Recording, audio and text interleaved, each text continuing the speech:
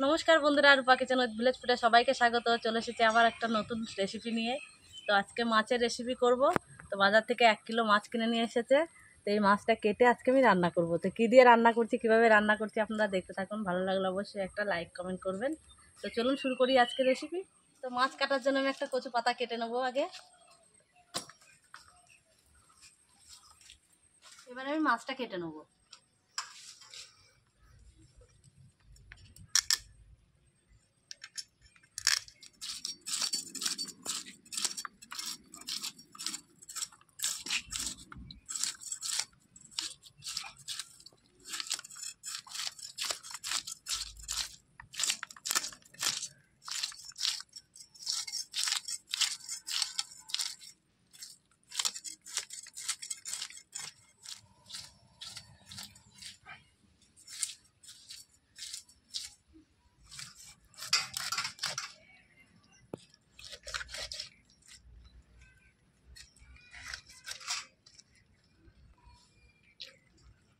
মাছটা একবারে টাটকা মাছ।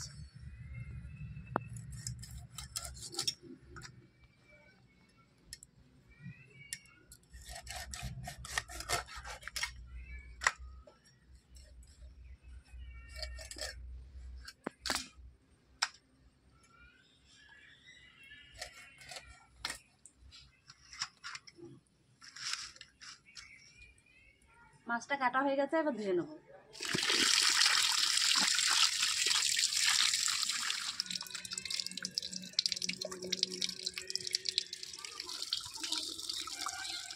বন্ধুরা, মাছ কেটে রেখেছি আর অমনি আবার নিম্নচাপের বৃষ্টি শুরু হয়ে গেছে। তো আমার রান্নাঘরে বৃষ্টি হলেই তো ভিজে যায়, আমি রান্না করতে পারি না, অনেক কষ্টে রান্না করতে এসেছি।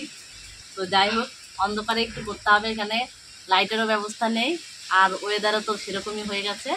তো আমি মাছগুলো কেটে নিয়ে চলে এসেছি। এবার নুন হলুদ মাখিয়ে নেবো এখন। এবার দিয়ে দেবো স্বাদ মতো লবণ,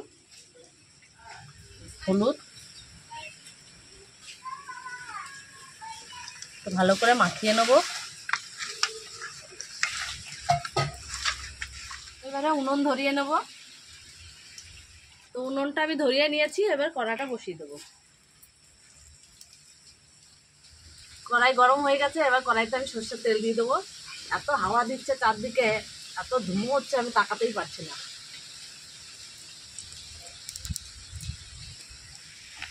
এবারে মাছগুলো ভেজে নেবো।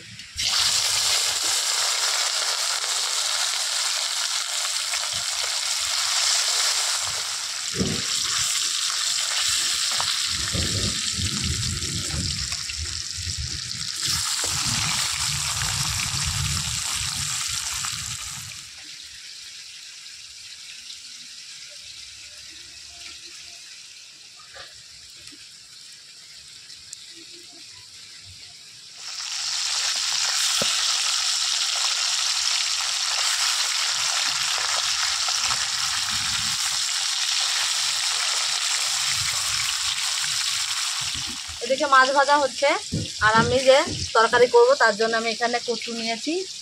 এই কচুগুলোকে এখানে কিন্তু সব ধলি কচু বলে। তো এই ধলি কচু দিয়ে কিন্তু আজকে আমি একটা তরকারি করব। তো কীভাবে করছি একবার দেখতে থাকো। তো বন্ধুরা, আমাদের এখানে কিন্তু এই কচুকে ধলি কচু বলে। তো আপনাদের ওখানে কী কচু বলে আমাকে কমেন্ট করে জানাবেন। এই কচু নাকি খুব সুন্দর খেতে, টেস্টি। আর এই কচুটা কিন্তু খুব সহজেই গলে যায়, আর গলায় কিন্তু একটু চুলকাবে না, এটা কোনো রকম কোনো অসুবিধা হয় না খেতে।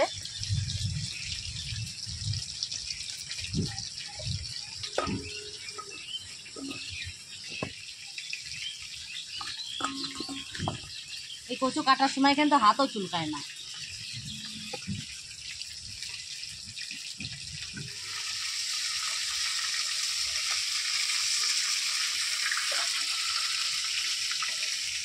এই মাছগুলো ভাজা হয়ে গেছে, এবার আমি এগুলো তুলে নেবো।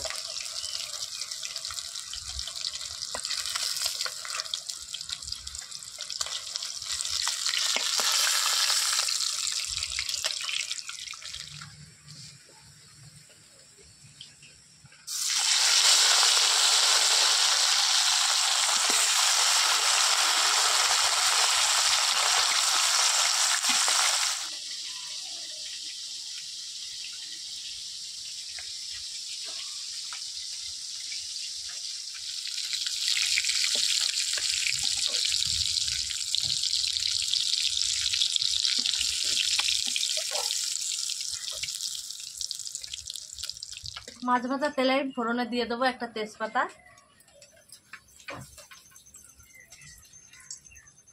দিয়ে দেবো গোটা জিরে,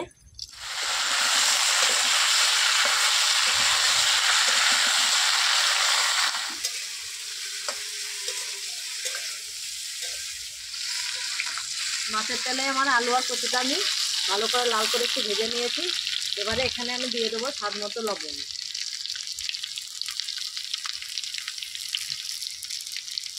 দিয়ে দেবো 1 চামচ হলুদ গুঁড়ো,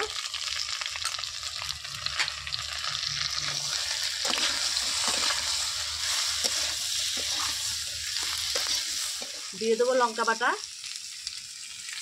লঙ্কাটা আমি আগেই বেটে রেখেছিলাম, ভালো করে কষিয়ে নেব।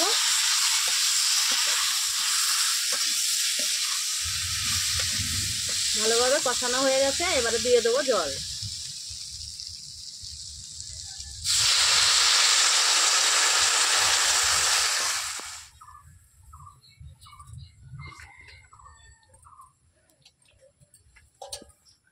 এবারে একটু ঢাকা দিয়ে দেবো।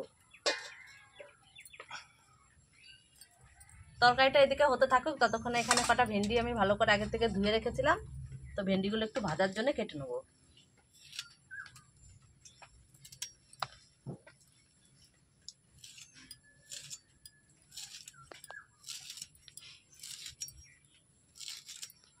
তো দেখো এরকম পাতলা পাতলা করে আমি কেটে নিয়েছি, এইভাবে সবগুলো ভেন্ডি আমি কেটে নেব।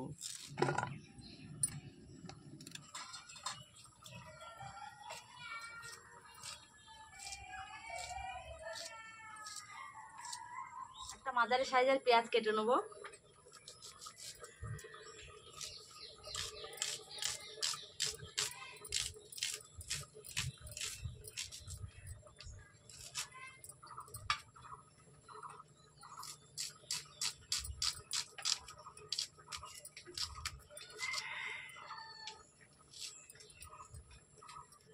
একটা টমেটো কেটে নেব।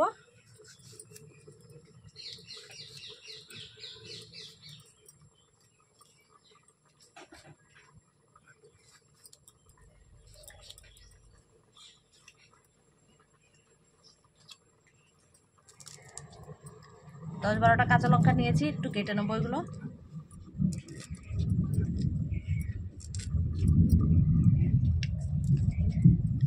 এবারে ঢাকনাটা খুলে নেব। এবারে আমি মাছ দিয়ে দেবো।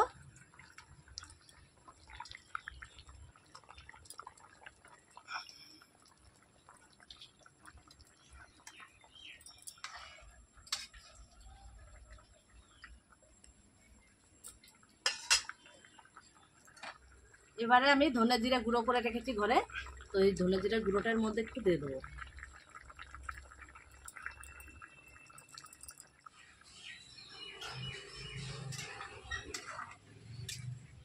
তরকারি কিন্তু হয়ে গেছে, এবারে কিন্তু সবশেষে ধনে পাতা কুচি ছিটিয়ে দেবো একটু।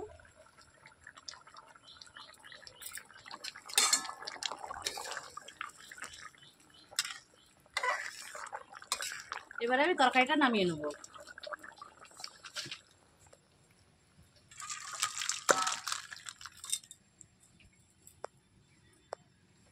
কড়াই পরিষ্কার করে আবারও কড়াইতে আমি জল দিয়ে দিচ্ছি।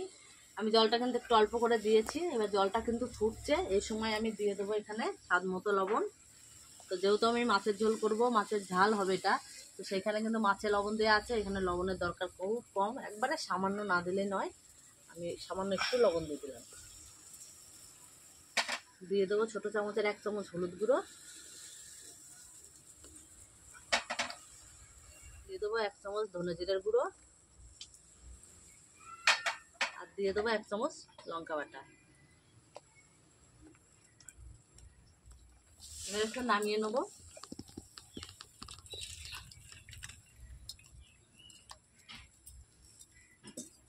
কড়াইতে দিয়ে দেবো সরষের তেল,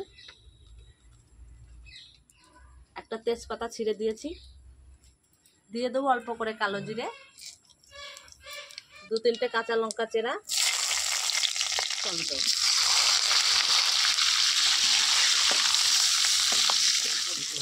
সব কিছু ভালো করে ভেজে নিয়েছি, এবার মাছের ঝোলটা ঢেলে দেবো।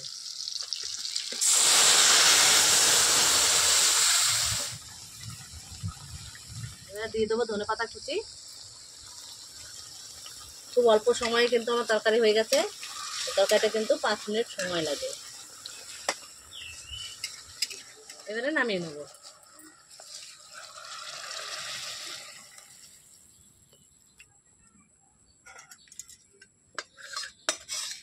কড়াইতে আবার তেল দিয়ে দেবো। মাছ ভাজার তেল তুলে রেখেছিলাম একটু। দিয়ে দেবো অল্প করে কালো জিরে, দিয়ে দেবো পেঁয়াজ কুচি,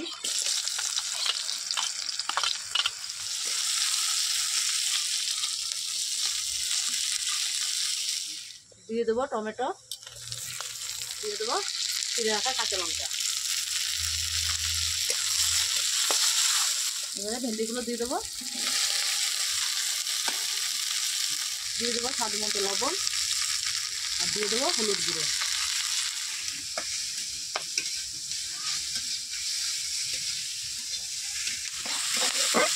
একটু ঢাকা দিয়ে দেবো। আর ভেন্ডিগুলো কিন্তু ভাজা হয়ে গেছে।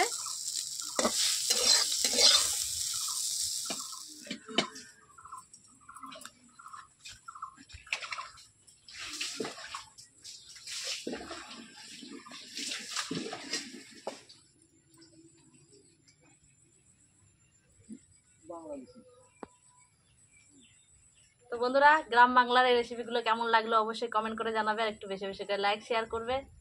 আর এরকম নতুন নতুন রেসিপি পেতে হলে অবশ্যই চ্যানেলটিকে সাবস্ক্রাইব করে পাশে থাকবে। আবারও ফিরে আসবো অন্য কোনো সময় অন্য কোনো রেসিপি নিয়ে। ততক্ষণে ভালো থাকবে, সুস্থ থাকবে, সাবধানে থাকবে।